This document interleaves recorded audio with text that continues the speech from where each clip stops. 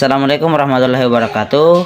Perkenalkan, nama saya Sufyan dari kelompok 3. Jadi di sini saya sebagai pemateri pertama yang akan menjelaskan tentang pengertian administrasi kurikulum dan ruang lingkupnya dan administrasi dalam perencanaan dan pengembangan kurikulum. Jadi langsung saja kita bahas. Yang pertama yaitu pengertian administrasi kurikulum dan ruang lingkupnya. Administrasi berasal dari bahasa Latin yang terdiri dari kata ad dan ministrate. Kata ad mempunyai arti yang sama dengan kata to dalam bahasa Inggris yang berarti ke atau kepada, dan kata ministrate sama artinya dengan kata to serve atau to conduct yang berarti melayani, membantu atau mengarahkan. Jadi kata administrasi dapat diartikan sebagai suatu kegiatan atau usaha untuk membantu, melayani, mengelola atau mengarahkan dan mengatur semua kegiatan di dalam mencapai tujuan. Kemudian kita akan bahas tentang ruang lingkup administrasi kurikulum. Jadi di makalah kami ada 10 ruang lingkup administrasi kurikulum yang mungkin hanya beberapa yang akan saya jelaskan, karena kalau saya jelaskan semuanya akan memakan waktu yang cukup banyak. Dan juga di makalah kami sudah lengkap. Baik, ruang lingkup administrasi kurikulum yang pertama yaitu pembukuan dan pendataan jumlah mata pelajaran yang diajarkan. Pembukuan ini penting untuk mencatat semua mata pelajaran yang ada di sekolah. Misalnya di sekolah dasar mungkin ada pelajaran matematika, bahasa Indonesia, IPA, dan lain-lain. Jadi setiap mata pelajaran harus dicatat dengan rinci, termasuk apa saja yang diajarkan di setiap mata pelajaran tersebut. Kemudian ruang lingkup yang kedua yaitu waktu tersedia. Ini adalah tentang bagaimana waktu diajarkan atau diatur untuk setiap mata pelajaran. Misalnya jika satu minggu ada 40 jam pelajaran, sekolah harus menentukan berapa jam dari waktu tersebut yang dialokasikan untuk setiap mata pelajaran yang ada. Kemudian yang ketiga, jumlah guru beserta pembagian jam pelajaran. Ini berarti mengatur jadwal para guru. Misalnya jika ada 5 guru matematika, bagaimana jam mengajar mereka dibagi antara kelas-kelas yang berbeda. Kemudian sisanya bisa teman-teman lihat di makalah kami. Kemudian poin yang kedua yaitu administrasi dalam perencanaan dan pengembangan kurikulum. Di poin ini ada beberapa bagian-bagian. Yang pertama yaitu perencanaan. Perencanaan merupakan aktivitas dalam mempersiapkan hal secara sistematis mengenai kegiatan atau aktivitas yang hendak dilakukan dalam mencapai suatu tujuan atau cita-cita. Perencanaan di sini ada 5 langkah-langkah perencanaan yang bisa kita lakukan. Yang pertama yaitu analisis kebutuhan, kemudian merumuskan dan menjawab pertanyaan filosofi, kemudian menentukan desain kurikulum, dan yang terakhir yaitu membuat rencana induk. Kemudian bagian kedua yaitu pengembangan. Kemudian di pengembangan ini terbagi lagi menjadi beberapa bagian. Yang pertama yaitu analisis dan diagnosis kebutuhan. Ini adalah langkah pertama dalam pengembangan kurikulum untuk melakukan analisis dan diagnosis kebutuhan. Ini melibatkan penilaian mendalam terhadap apa yang diperlukan oleh siswa, sekolah, ataupun masyarakat dalam konteks pendidikan. Kemudian bagian yang kedua yaitu perumusan tujuan. Setelah kebutuhan teridentifikasi, langkah berikutnya adalah merumuskan tujuan. Tujuan ini yang akan membuat pernyataan spesifik tentang apa yang ingin dicapai melalui kurikulum tersebut. Tujuannya harus jelas, terstruktur, dan relevan dengan hasil yang ingin dicapai. Kemudian bagian yang ketiga, pengorganisasian materi. Setelah tujuan ditetapkan, langkah selanjutnya adalah mengorganisir materi yang akan diajarkan, mencakup pemilihan dan penyusunan konten yang relevan dengan tujuan yang telah dirumuskan. Kemudian bagian yang keempat, pengorganisasian pengalaman belajar. Selain materi, penting juga untuk mengorganisir pengalaman belajar yang akan membantu siswa memahami dan mengaplikasikan materi yang mencakup perencanaan aktivitas, tugas, dan metode pengajaran. Kemudian Bagian yang terakhir yaitu penggunaan alat evaluasi. Langkah terakhir ini adalah menentukan alat evaluasi yang akan digunakan untuk mengatur pencapaian tujuan kurikulum. Evaluasi ini penting untuk mengetahui seberapa efektif kurikulum dalam mencapai tujuan yang telah ditetapkan. Kemudian untuk materi selanjutnya akan dijelaskan oleh teman kami. Perkenalkan, nama saya Risna Suryani.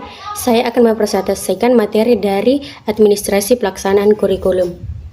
Pelaksanaan kurikulum pada dasarnya adalah usaha pelaksanaan kurikulum di sekolah.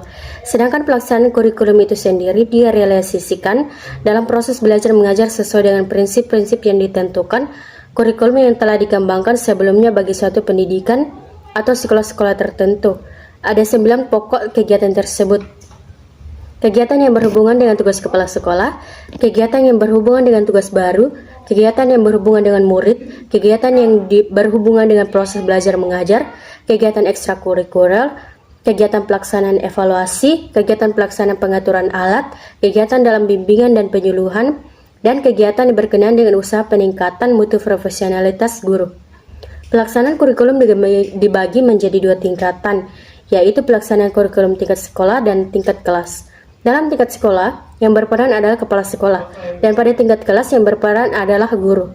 Walaupun dibedakan antara tugas kepala sekolah dan guru dalam pelaksanaan kurikulum, serta diadakan perbedaan dalam tingkat pelaksanaan administrasi, yaitu tingkat sekolah dan tingkat kelas. Namun antar kedua tingkat dalam pelaksanaan administrasi kurikulum tersebut senantiasa bergandengan dan bersama-sama bertanggung jawab melaksanakan proses administrasi kurikulum. Pelaksanaan kurikulum tingkat sekolah pada tingkat sekolah. Kepala sekolah bertanggung jawab melaksanakan kurikulum di lingkungan sekolah yang dipimpinnya.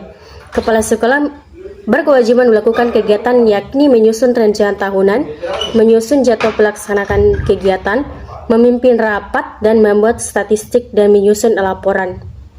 Pelaksanaan kurikulum tingkat kelas, pembagian tugas guru harus diatur secara administrasi untuk menjamin kelancaran pelaksanaan kurikulum lingkungan kelas.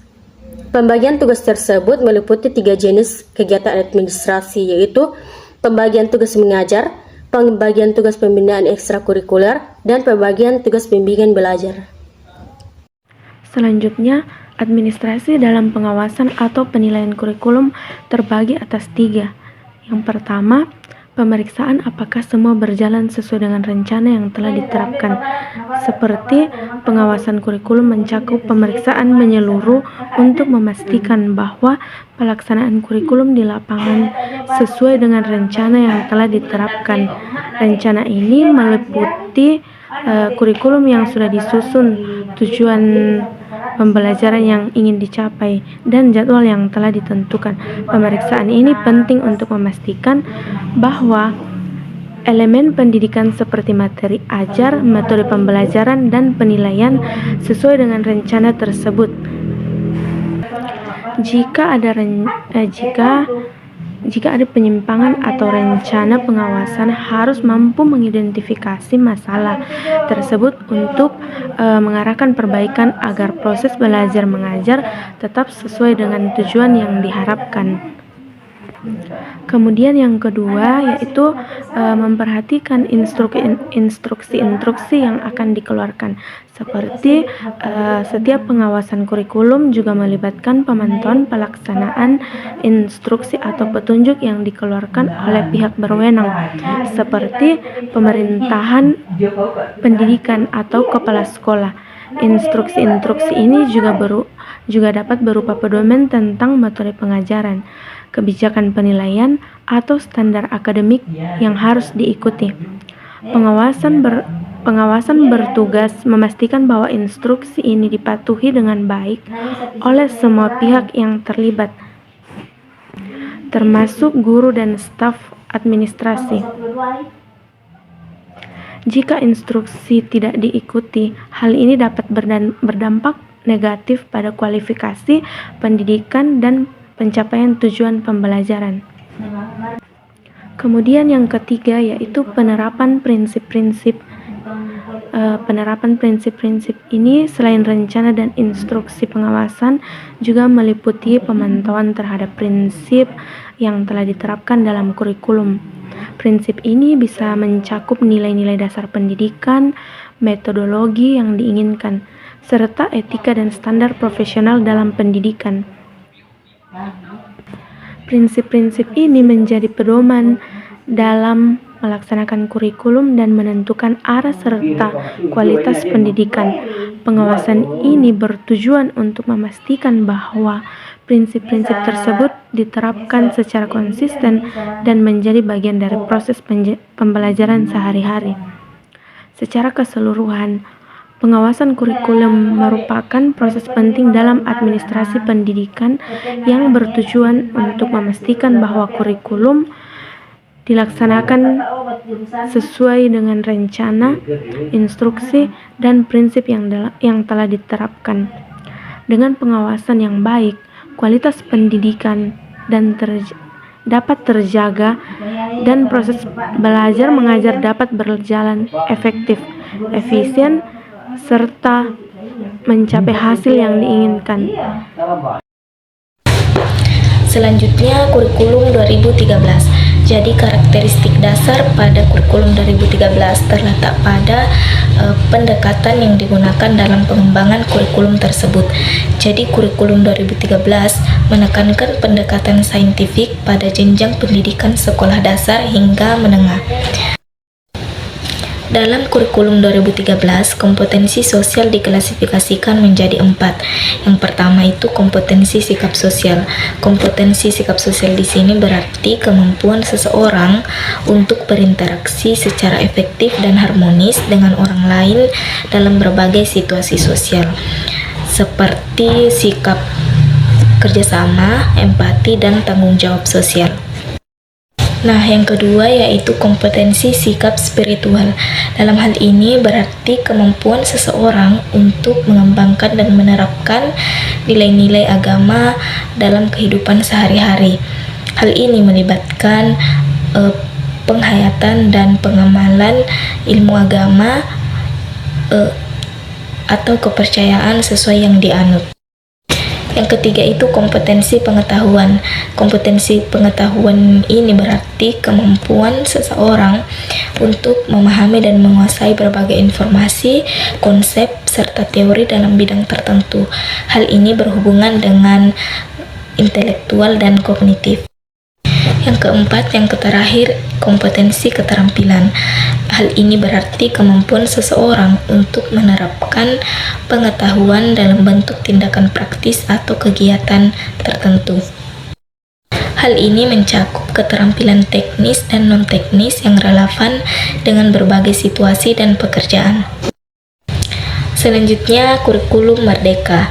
Kurikulum Merdeka merupakan penyederhanaan dari kurikulum 2013 yang terjadi pada masa pandemi COVID-19. Kurikulum Merdeka merupakan nama baru dari prototipe yang menjadi opsi sebagai kurikulum darurat yang diterapkan sejak masa pandemi COVID-19 pada bulan Juli 2021. Ada beberapa faktor yang menjadi pendukung dalam menerapkan kurikulum Merdeka Belajar yang menjadi perhatian di setiap lembaga pendidikan terkhususnya sekolah. Yang pertama itu kepala sekolah. Kepala sekolah adalah nahkoda terbesar dalam memajukan sekolah atau kegiatan yang akan dilakukan dalam sekolah tersebut. Faktor yang kedua adalah guru. Dalam konsep kebijakan kurikulum Merdeka Belajar, guru dituntut untuk mampu menciptakan proses pembelajaran yang dapat memotivasi siswa, dapat meningkatkan semangat belajar para siswa, dan proses pembelajaran tidak mengalami penekanan atau terbebani. Faktor yang ketiga yaitu sarana dan prasarana. Kelengkapan sarana dan prasarana dapat menunjang keberhasilan penerapan kurikulum merdeka di sekolah dengan mengacu pada kelengkapan buku atau sumber belajar yang sesuai dengan tujuan dari kurikulum merdeka.